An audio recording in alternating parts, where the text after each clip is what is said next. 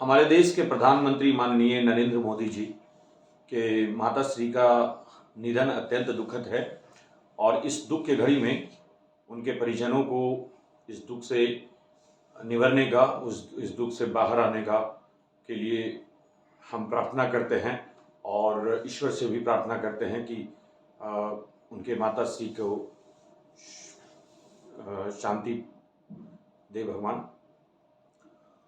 लेकिन माताश्री का निधन होने से जितना दुख माननीय नरेंद्र मोदी जी को हो रहा है, उससे कहीं ज़्यादा अत्यंत दुख उनके पार्टी बीजेपी को भी हो रहा है।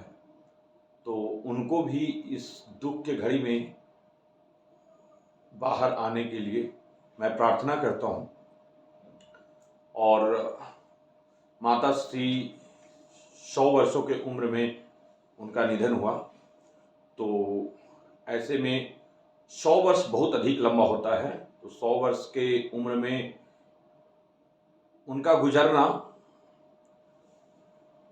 दुख की बात तो जरूर है, लेकिन इतना अधिक दुख वाली बात नहीं है, क्योंकि ऐसे में इतने वृद्ध अवस्था में यदि अगर कोई जीवित हो तो भी उनको कष्ट ही झेलना पड़ता है। तो मेरे हिसाब से ऐसे में अगर वो गुजर गई हैं तो फिर उनका तबीयत, उनका स्वास्थ्य को देखते हुए भी इतना दुख की बात नहीं है। लेकिन दुख का बात इसलिए है मोदी जी को, उनके पार्टी को, क्योंकि आज बीजेपी के एक ब्रांड एम्बेसडर और प्रमोटर के तौर पे अगर आप कह सकते हैं, उनका निधन हो गया है। मेरा ये बात बहुत गुस्सा दिलाने जैसा लग रहा होगा आप लोगों को, और वाकई में बात है भी कुछ ऐसा कड़वा, लेकिन सच्चाई यही है दोस्तों। सच्चाई यही है कि मोदी जी के माताश्री को, वो तो उतने समझदार नहीं थी या थी कह नहीं सकते हैं, लेकिन मोदी जी ने लगभग हर ऐसे अवसर जहां पे उनके माताजी का इस्तेमाल किया जाना चाहिए, उनके माताजी को प्रचार प्रसार के लिए इस्तेमाल किया जाना चाहिए, वैसे कोई भी अवसर को उन्होंने छोड़ा नहीं। यहाँ तक कि आपने देखा कि डिमोनेटाइजेशन जब हुआ हमारे देश में, तो वहाँ पे भी नरेंद्र मोदी जी ने अपने माताश्री को एटीएम के लाइन में लगा दिया, सिर्फ इसलिए कि उनको कुछ पैसों की ज़रूरत थी। तो प्रधानमंत्री के माताश्री को पैसे की ज़रूरत था, इसके वजह से उन्हें एटीएम लाइन में लगा दिया गया।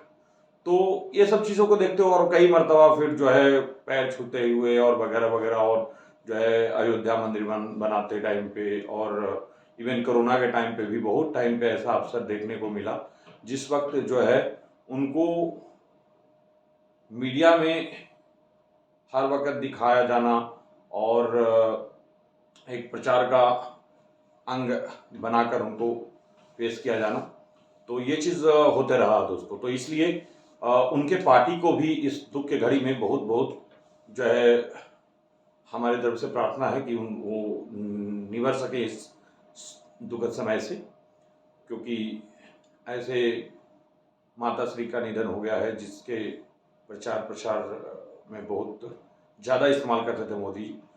और ये बात मैं इसलिए भी कह रहा हूँ क्योंकि मरते दम पे भी मैंने देखा ये आज तक वाले न्यूज़ चैनल वाले और भी कई सारे न्यूज़ चैनल वाले इतना ज़्यादा कवरेज कर रहे हैं कि नरेंद्र मोदी जी ने, भारत के प्रधानमंत्री नरेंद्र मोदी जी ने नंगे पांव से अपने माताश्री को कंधा दिए।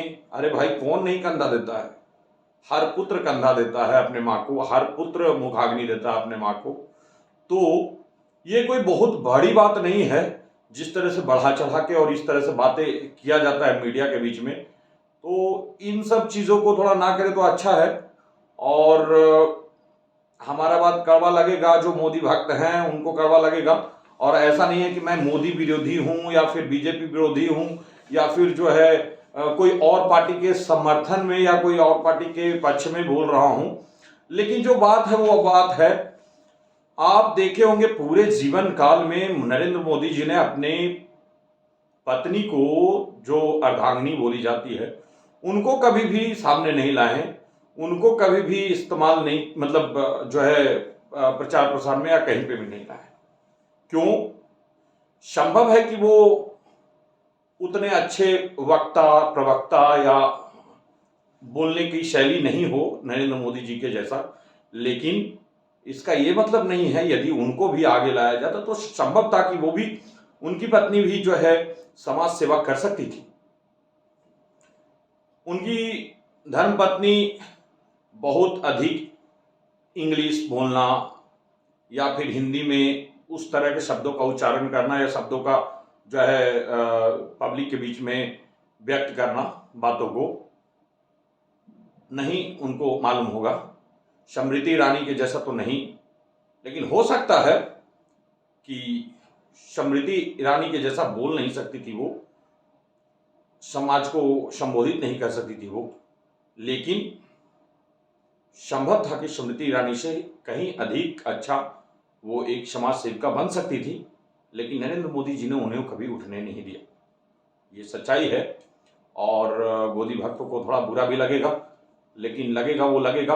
खैर, हमारे इस बात को कहने से नरेंद्र मोदी जी को या फिर बीजेपी पार्टी को कोई भी तरह का दिक्कत या समस्या का सामना नहीं करना पड़ेगा, क्योंकि हम एक आम आदमी और एक अधिवक्ता और साथ ही साथ एक छोटा सा समाज सेवक हैं। तो हमारे कोई ऐसा करोड़ों लाखों और मिलियंस में व्यूज तो है नहीं कि बहुत ज़्यादा वोट पे प्रभाव पड़ेगा। तो लेकिन जो हमारे मन में जो बात उठा वो बिल्कुल उस चीज़ को मैंने सोचा कि अब लोगों तक पहुंचाने की कोशिश किया।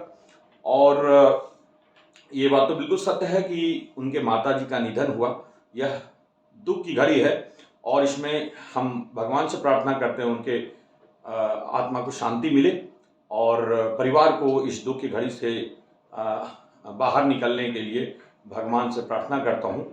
लेकिन जिस तरीके से माताजी का पूरे काल में किया गया है एजेंडा बना के या जैसे भी, तो उस विषय पे मैं बात कर रहा हूँ। ऐसा नहीं है कि आज के पहले हमारे कितने प्रधानमंत्री आए, कितने राष्ट्रपति आए हमारे देश में, लेकिन हमने बचपन से लेकर आज तक या फिर इतिहास में भी कभी ऐसा कुछ देखने को या सुनने को नहीं मिला कि जो है कोई और प्रधानमंत्री थे जो इतने ज़्यादा जो है माता के प्रति प्रेम और स्नेह और उनको मीडिया के सामने लाना और हर चीज़, हर वो कार्य जो है खाना खिला रहे हैं तो पानी पिला रहे हैं तो पैर छू रहे हैं तो या हर चीज़ों को, एक्टिविटी को जो है मीडिया के सामने लाना और जो है एक जो है प्रचार का जो है वो मुद्दा बनाना या फिर पब्लिसिटी करने का मुद्दा बनाना किया गया।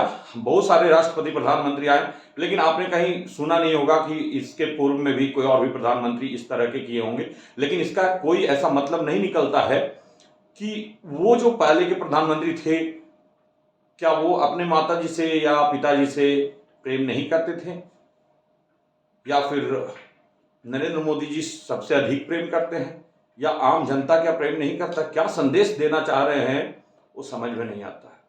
लेकिन खैर, भगवान उनकी आत्मा को शांति दें और यही कहना चाहूँगा कि भगवान उनके आत्मा को शांति दें। धन्यवाद।